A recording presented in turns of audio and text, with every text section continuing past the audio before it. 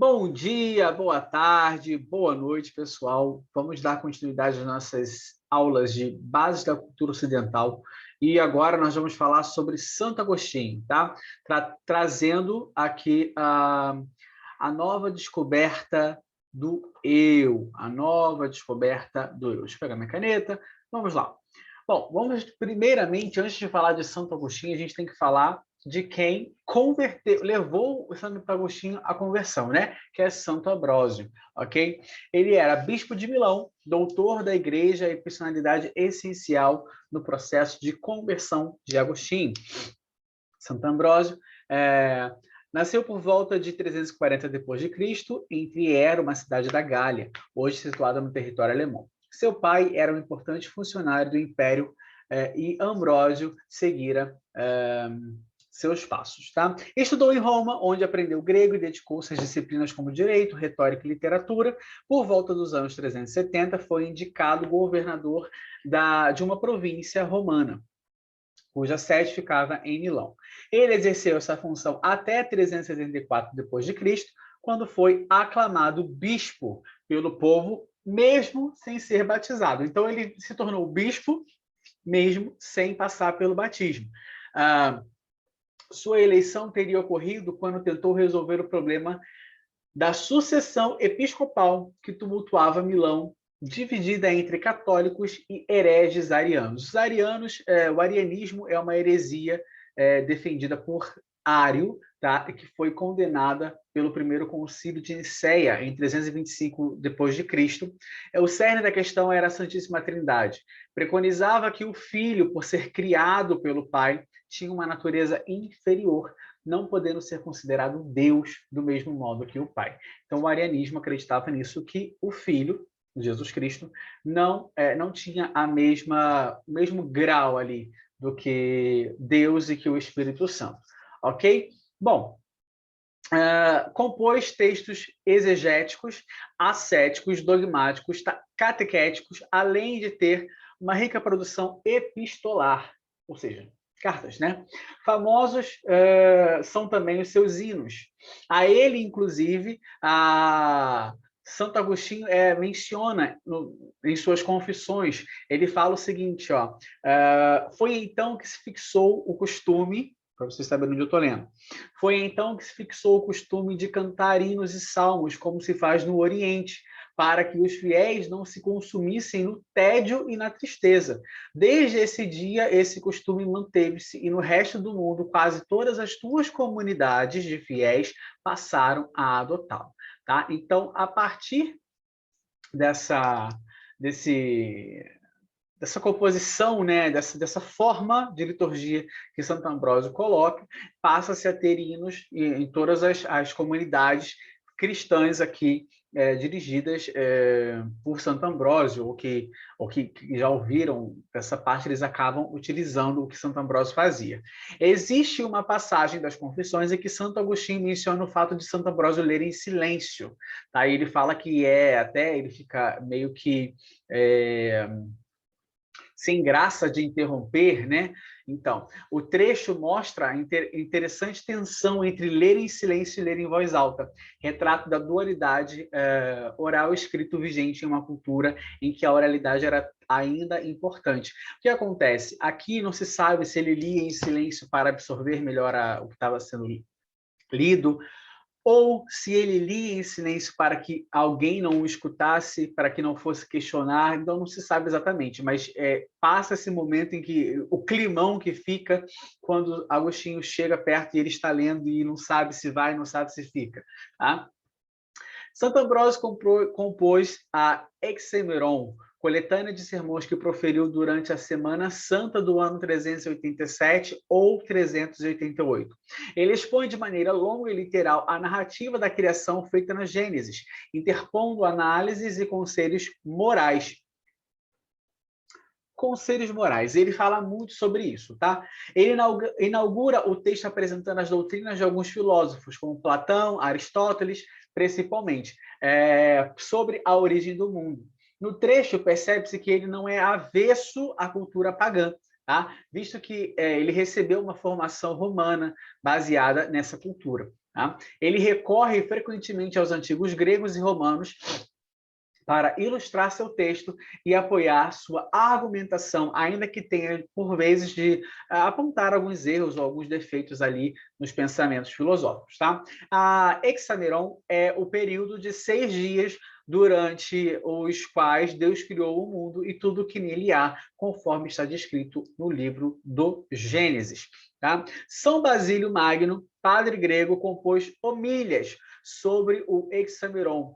Homílias são pronunciamentos litúrgicos, é como se fossem as pregações, ok?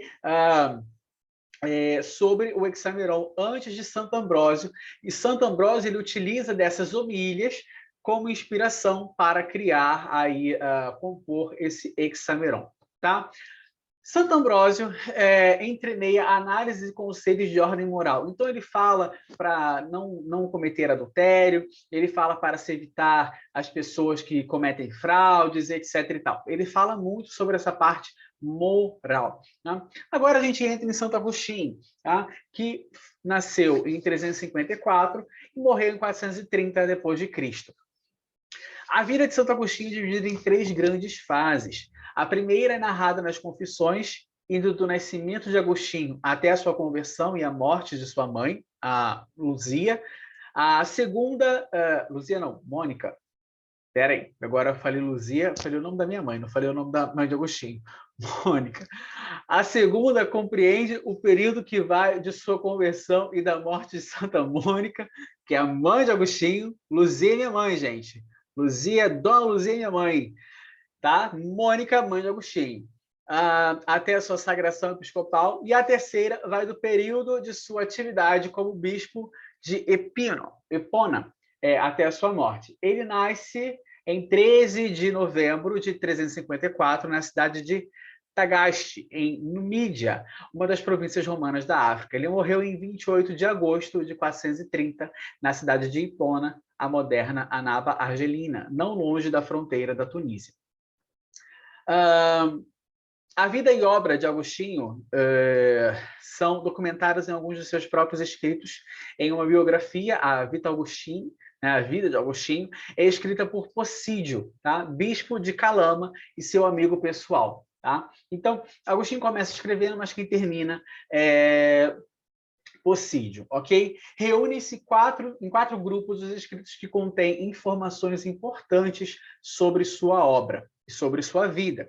As primeiras confissões, que são os diálogos de Cassíaco, compostas entre novembro de 386 e março de 387, antes do batismo de Agostinho, contra acadêmicos de Beata Vita, a Vida Feliz, de Ordine, a Ordem e Confissões. Perdão, deixa eu voltar aqui. As primeiras confissões, composto das primeiras confissões, contra os acadêmicos, a Vida Feliz, a Ordem. Segunda parte de livros, as Confissões. Tá? A terceira parte, as retratações ou revisões. Tá? Que aqui não está querendo dizer que seja no sentido de retratação, mas sim de revisão, de retoque, ok? E quarto, são as cartas e sermões, ok? Que muitas das vezes vêm com informações pessoais sobre a vida pessoal e religiosa de Agostinho. Ele nasceu em Tagaste, na província romana de Numídia. Sua mãe, Santa Mônica, ou Mônica, né, era cristã. Seu pai, Patrício, era de posses modestas, funcionário da magistratura municipal, que se fez catecúmeno, ou seja, aprendiz que recebe instrução religiosa para ser admitido ao batismo, quando Agostinho tinha 16 anos. Ele morreu, o pai dele morreu quando Agostinho tinha 17 anos. Agostinho não foi batizado quando criança, embora tenha recebido de sua mãe os rudimentos da fé cristã. Frequentou a escola, mas não se importava com os estudos. A gente percebe isso em alguns textos de Agostinho, tá? Que ele não gostava muito lá de estudar muita coisa não, quando criança. Tá? Passou a infância e a adolescência envolto em vícios, como a gula, a preguiça, o orgulho, a inveja, a mentira e o furto. Na adolescência, foi estudar na cidade vizinha e voltou quando seu pai o chamou, e depois disso ele foi para Cartago. Tá? Aos 17 anos, ele chega a Cartago para continuar seus estudos, e aí, com cerca de 18 anos, ele passa a viver com uma mulher, e ele fala, inclusive, uma parte das confissões, que era apenas por um desejo sexual, não era por amor, etc. Porém, aos 19 anos, Agostinho é pai, ele se torna pai. Tá? Nessa obra, ele começa a ler, então, um texto de... Nessa época, ele começa a ler uma obra de Cícero, a Hortêncios, tá? E era uma espécie de convite ali para ele começar a entender um pouco de filosofia. E foi ali que Agostinho tem um despertar para os estudos, assim, né? Para essa parte, para a sua busca à sabedoria. Agostinho teve uma vida, não uma vida inteira, mas a partir da sua vida adulta, já aos 19 anos, ele começa, então, a sua busca pela sabedoria, tá? Mas ele teve uma base cristã, então ele tenta também ler a Bíblia, porém ele vê que é muito simples e ele meio que se desanima, ele não gosta muito do texto porque não é tão rebuscado. A gente viu isso na aula passada, que os evangelhos, a linguagem da Bíblia é uma linguagem mais simples, né? E é a sede intensa de verdade que o fez cair no erro. Tá? Ele é levado ao maniqueísmo. Maniqueísmo, que é uma religião gnóstica fundada por Mani na Pérsia Antiga. Ela baseia-se em uma cosmologia que preconiza a luta entre o bem e o mal. O bem, que seria o mundo espiritual, e o mal, que seria o mundo material da escuridão. A religião ela é organizada de uma forma de igreja, e seus membros eram divididos entre os eleitos, aqueles que poderiam falar, etc., e os ouvintes, tá? Na qual a categoria a qual o Santo Agostinho permaneceu ali durante muito tempo. Seus adeptos seguiam uma série de práticas ascéticas, visando a purificação e a salvação. Ascético, gente, vem dessa parte de pureza, de limpar. Pense na palavra asepsia, ácido acético. Então, assim, tá? Nessa questão. Cadê? Os maniqueus acusavam a fé cristã de ser um monte de fábulas boas fábulas para serem aceitas por velhinhos, tá? Porém, sem sentido algum, que eram aplicadas aos homens através do medo e da autoridade ameaçadora e terrível. Agostinho passou cerca de 9 anos seguindo o maniqueísmo, ainda que não tenha integralmente a ele aderido. Ele não se adere completamente. A gente vai ver que Agostinho tem umas críticas severas a alguns pontos que eles falam algumas coisas, mas eles não conseguem comprovar ou não conseguem, não tem uma base, enfim. E Agostinho é inteligente, então ele não é totalmente cego, né? Ficou em um estágio que era qualificado de ouvinte, por ter percebido que eles eram muito dedicados a atacar doutrinas alheias, mas pouco aptos a demonstrar as suas próprias. Isso é muito interessante. Ai, queria mais gente aqui na sociedade que a gente vive hoje para isso. Agostinho tinha várias dificuldades acerca da inconsistência da doutrina maniqueísta. Seus interlocutores diziam que Fausto, um célebre maniqueu, seria capaz de responder-lhes as dúvidas. Fausto chegou a Cartago quando Agostinho tinha 29 anos, era alguém que se expressava melhor, com uma linguagem bem cuidada, mas tinha lacunas sérias em sua formação. Ainda que suas convicções do maniqueísmo estivessem abaladas, ele não abandona a seita de imediato, tá? Parte para Roma, onde ensina sobre isso, mas desiludido com os estudantes que aí encontrou, obtém uma cátedra de retórica em Milão. Aqui é interessante que lá nas Confissões ele fala justamente sobre esses alunos, sobre esses estudantes. Eles não queriam aprender.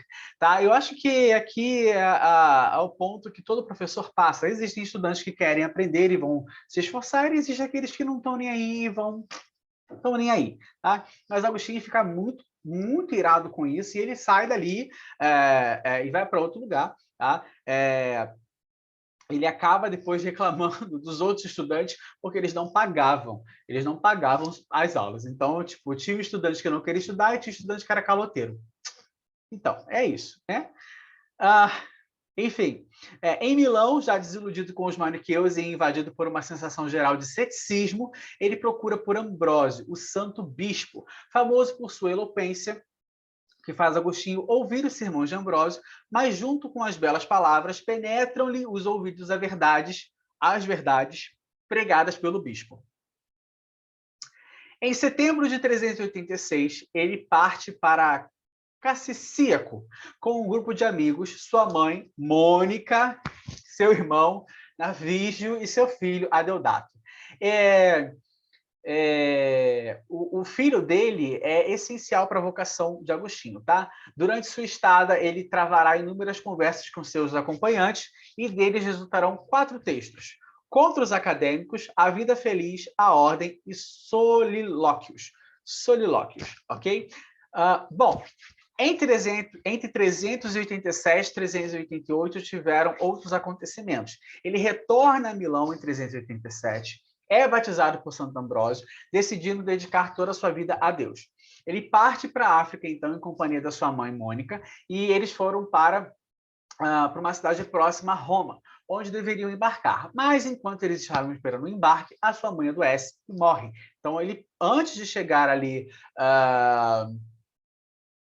antes de eles embarcarem, a mãe dele falece, tá? Ele desiste de partir para a África e vai para Roma, onde ficará por aproximadamente 1 ano, aprofundando-se em sua fé e no modo de vida dos monges. Em 388, retorna para sua Tagaste natal, ou seja, para a cidade onde ele nasceu. Chegando lá, vende seus bens, distribui aos pobres e vive uma vida em comunidade com alguns amigos e seu filho, dedicando-se ao estudo, à oração e, de novo, gente, a contemplação. Essa palavra aparece muito quando se fala de religião, quando se fala de filosofia, se fala de contemplação, tá? Entre 391 e 430 há outros acontecimentos. Em 391, ele vai à cidade de Hipona, onde acabaria ordenado a sacerdote por Valério, o bispo local, e nesta cidade ele funda um mosteiro. Em 395, Agostinho é sagrado por Valério, seu bispo auxiliar, e com a morte do Valério, em 396, ele se torna o titular, dedicando-se ao governo de sua diocese e ao combate às heresias, permanecendo na cátedra arte até sua morte, em 430, durante o cerco dos vândalos da Hipona. Então, quando ocorre o cerco dos vândalos a Hipona, em 430, é que ele morre, mas ele morre sendo um bispo, ok? Ele morre sendo bispo. Aí aqui tem uma explicação, né, que vândalos é um povo pertencente à categoria geral dos bárbaros, etc., que saquearam a cidade de Roma. Aqui tem uma explicação, dá uma olhada aí, tira um print, baixa o material que está aqui no link. Obras de Santo Agostinho.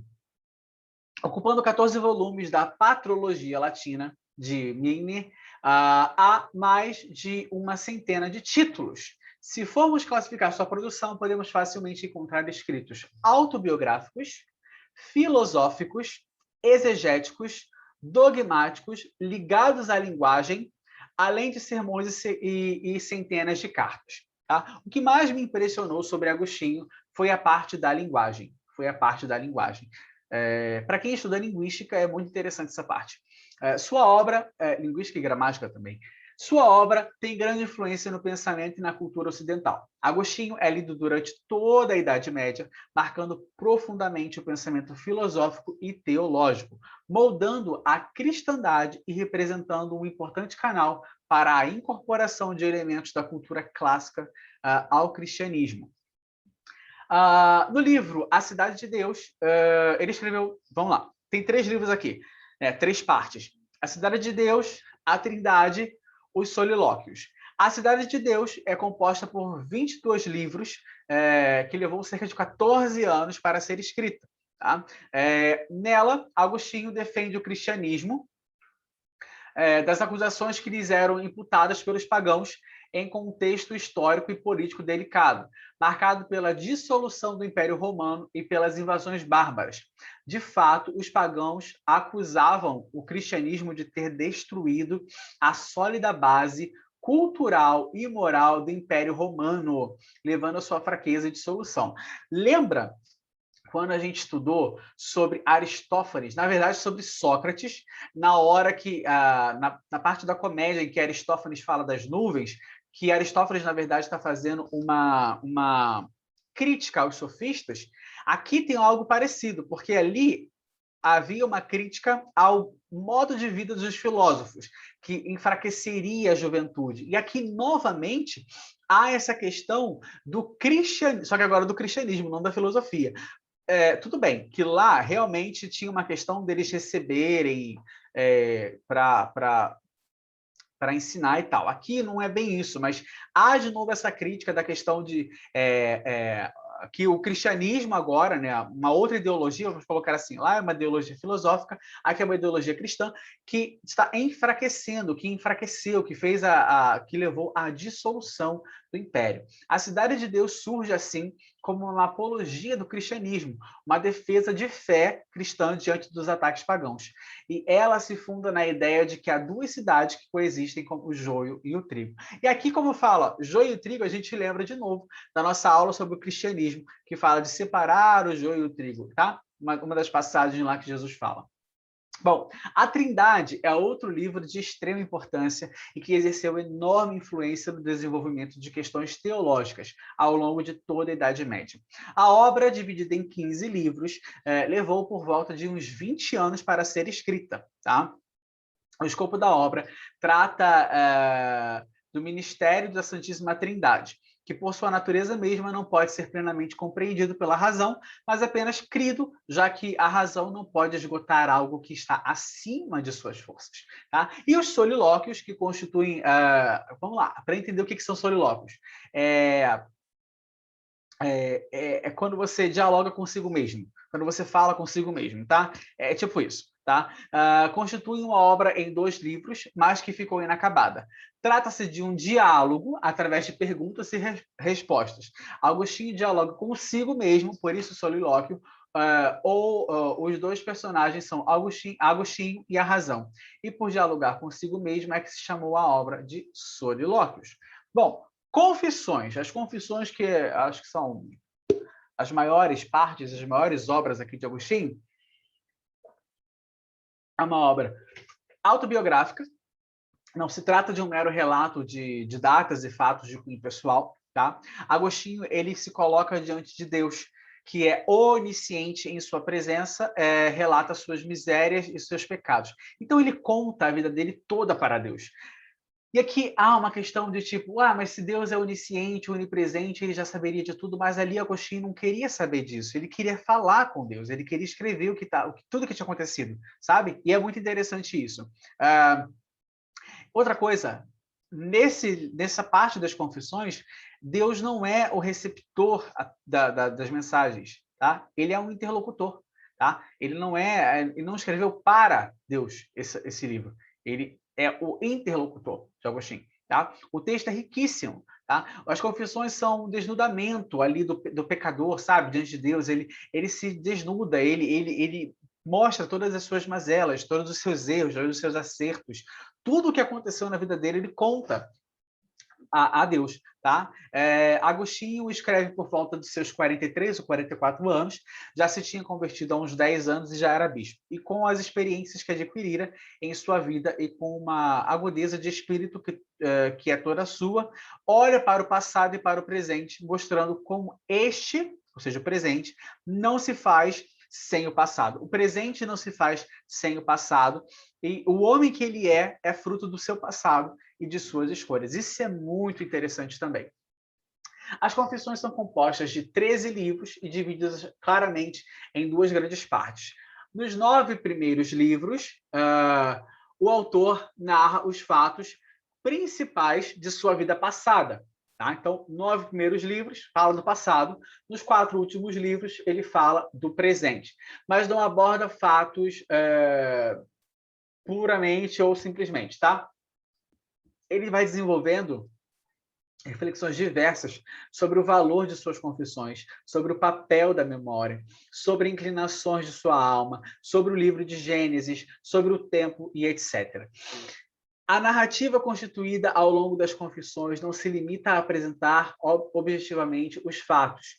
existe um elemento subjetivo que é fundamental e que não consiste apenas no desnudamento do eu de Agostinho, mas na valoração dos acontecimentos e escolhas que ele faz com um viés que não é psicológico, mas religioso. Tá? Não é só psicológico, mas também religioso. Tá? Agostinho não constrói a narrativa se colocando no centro. Diferentemente do que ele faz lá em Solilóquios, onde a razão, o centro é a razão, o centro é ele, o centro é a inteligência. Aqui não. O centro é Deus. Deus ocupa o centro aqui em Confissões. As Confissões são um diálogo da alma do autor com o seu Deus. Tá? E Deus não é o destinatário, ele é o interlocutor de Agostinho, ok? Gente, eu espero que vocês tenham gostado dessa aula de hoje. Fiquem com Deus e até a nossa próxima aula. Um beijo e tchau.